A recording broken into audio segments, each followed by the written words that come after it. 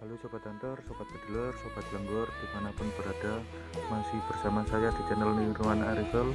Terima kasih untuk yang sudah subscribe. Salam santun, salam hormat.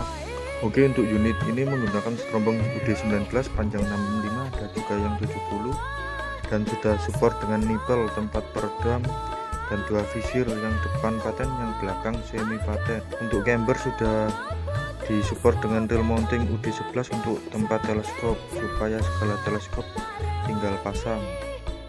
Dan camber ini menggunakan UD22 dengan panjang 21 cm dengan 3 tarikan grendel. Untuk bahan pokok unit ini ada 3 varian, ada rengas merah, jati, sama sono. Untuk memudahkan sobat membawa senapan ini sudah disupport dengan swivel atas dan bawah tempat tali sandang atau tali jerah. Untuk info lanjut bisa langsung WA. Terima kasih.